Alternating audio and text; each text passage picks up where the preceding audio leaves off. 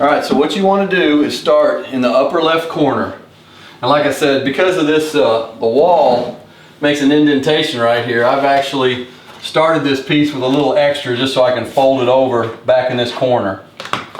So I've repositioned it several times, stuck it down and picked it back up, get it lined up across the top. I also checked the side down here with my level just to make sure I was running straight. I also checked my ceiling to make sure it was level, because not always, you know, are the walls and the ceilings and everything perfectly level. So take that into consideration when you're putting this up. So now that I've got it started in this top corner, you know, typically if I didn't have this recess right here, I would just put the corner right here. I wouldn't leave this extra overlapping here. But because of the fact that this cabinet recesses a little bit, we're going to go in behind there slightly. So now that I've got it on there, you basically just start in the center with your squeegee and start working down and out with the material, pushing it into these recesses. So now I'm going to come down here and I'm just going to keep putting the wallpaper on as I go. I'm going to trim out around this door frame here. Leave yourself a little extra. You can always come back later with your X-Acto knife and trim that off. But I'm just going to come in here with my scissors and trim enough of it where I can, you know, squeeze it down in there. You can feel the door frame where it's at. You can just cut your wallpaper outward. And you can tuck it down in there. I'm going to come back now with my X-Acto knife and trim all this up.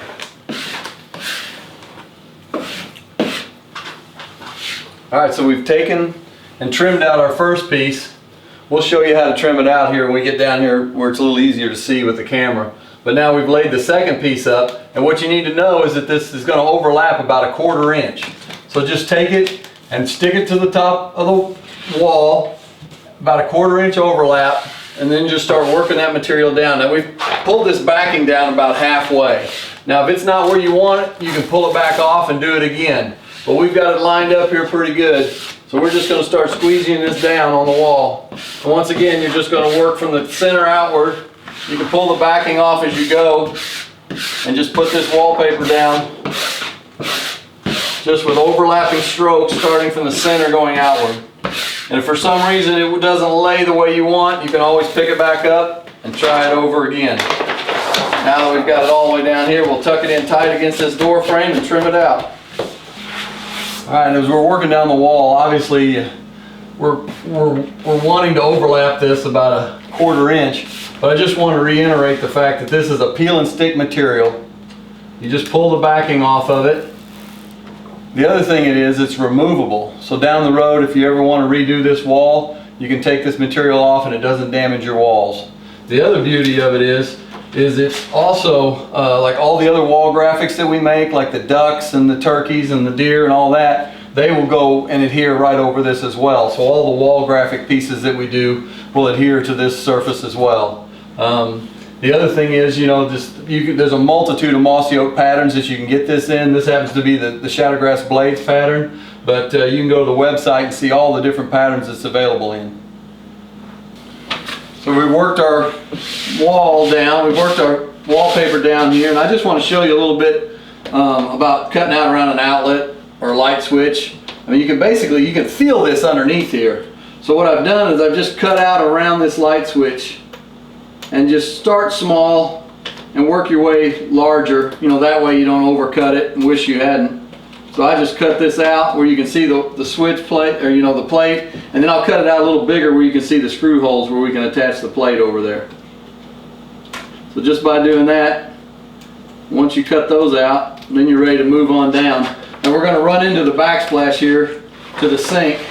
And once I do that, I'm going to make a cut and we're going to continue on down the wall. We've got about a 1-foot wide piece here that needs to continue to the floor. When we get down there, I'll show you a little bit more about trimming it out. But basically it's just a X-Acto knife, a straight edge. You know, you can lay that down on any of these surfaces and help guide your blade as you cut. And that's about all it takes.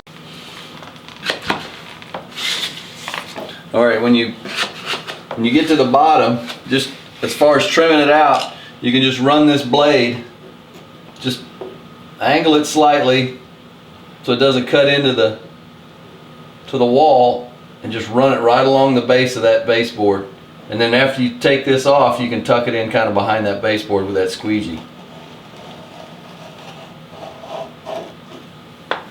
Well, here we are. It's completed. We've got all the pictures and all the mounts back up on the wall, and oh my gosh, does this look amazing. I mean, the before and after of this room is just incredible. I mean, the wallpaper just sets this whole area off with the bar and the mounts and everything. It just makes it a great looking area.